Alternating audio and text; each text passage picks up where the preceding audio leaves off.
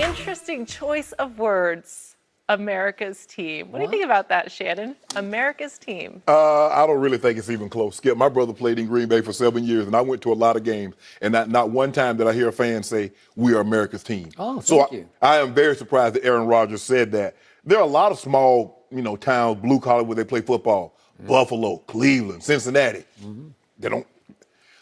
As much as it pains me to say this, the Cowboys, and they're losing behind in the last 20 plus years, are America's team. Green Bay, look, when Lombardi was there, you adopted the title, the moniker, Title Town. See, I love Title Town. And see, when you don't win titles like the Cowboys did in the 60s, you got to adopt the name America's team, i.e. Cowboys. Green Bay, Title Town, i.e. Cowboys don't win anything in the 60s or the 80s or the 2000s or the 2010, you become America's team. So I am shocked Aaron Rodgers would say something like this because it's not true. As much as I want to agree with Aaron, the Packers are not America's team. I'm shocked. You finally got one right. That might be a first here on Undisputed. It's them sorry jokers down there in Dallas, Texas. Sorry jokers. So allow me to say about Aaron Rodgers that he also makes me sick because he got his money. He's got his Danica. Life is good up there in Green Bay, and he is feeling himself. And all of a sudden, he blurts this out with a little smirk on his face as he was interviewed on NBC by Peter King, the great Peter King.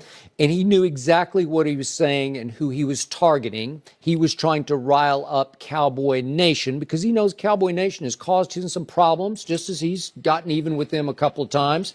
But this was classic Aaron Rodgers stepping over the line and stepping in it because he tried to explain that Green Bay, because the Packers are publicly owned, that somehow they're America's team. What are you looking for? My notes. Oh, good. Because I want to see if they play Green Bay. Yeah. Do y'all play Green Bay this year? We do not. I want to see another beatdown. Yeah. So Aaron Rodgers is so off on this because Green Bay is only Green Bay, Wisconsin's team. That's all they are. Wisconsin's team. Yeah, okay, I'll give them that. And that's great, and it's great. And I've been to a bunch of games up there, and they're crazy for their Packers. And they travel well. I give them that. Yes. Because they will take your stadium over if you will let them. Yes. But they're about 1/100th of Cowboy Nation because the Cowboys aren't just America's team. They are the world's team. They are the most valuable team in the world. And think about that. In the whole world, all the soccer franchises, all the, all of them. I don't even follow it. But Man U and Barcelona. Come on. Darman. It's it. It's Jerry Jones's team is the most valuable in the world. All the top TV-rated games feature the most loved and hated team in all the world, the Dallas Cowboys. And by the way, NFL Films named them America's team. It wasn't somebody proclaiming it in Dallas, but it stuck because it was true. It was not. They hadn't won anything. When they did that, they had not won anything, Skip Bayless, and you know it. No, I think it came after, it came after. The first Super Bowl? No, wait a second. It was after the third one. So they had already won two. They'd won 2 Super Bowls at that point. He won nothing.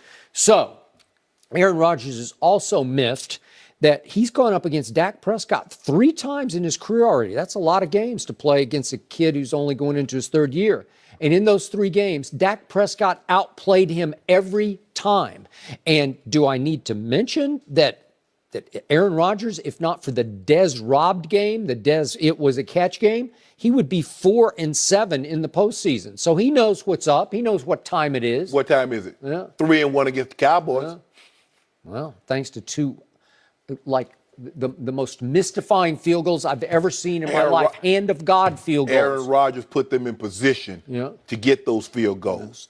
Well, Dak outplayed him. No, he didn't. Out-QBR'd him in every game. Dak Prescott, as a raw rookie 4th-round pick, went to Lambeau and just stuck it to him. Yeah, and then we came back and repaid y'all. Yeah.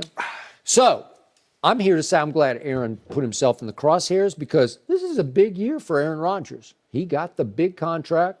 He's got big pressure and expectations on him because, as I think most Packer fans know, Aaron Rodgers, since that long ago Super Bowl, is 5-6 in the postseason. How can that be when you're the greatest quarterback ever, according to you? Because when your defense gives up, see, when you can be as great as you want to, you can, Jamie, you can throw for 505 yards, the most in playoff history.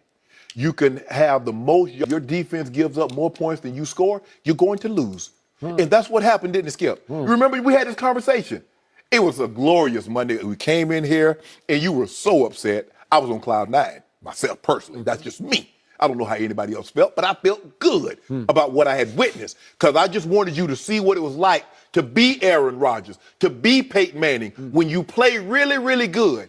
And things that are out of your control because you do not play on the other side of the football, they go haywire and you lose. You never ever knew what it felt like. So I guess that in Aaron's last 6 playoff losses that Mike McCarthy has benched the best defensive player for the whole game. Maybe that's that excuse. Well, so he Malcolm Butlered somebody the way Bill Belichick did in the Super Bowl. Have you seen those Packers defense? They gave up 50. They gave up 51 to the Cardinals. They gave up 37 to Eli when they went 15-1. They went 15-1 with the 30th ranked defense. Aaron Rodgers won the MVP that year.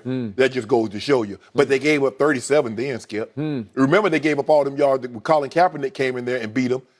Rushed for 181 yards and threw for 200 yards and 2 touchdowns. What's he supposed to do with that?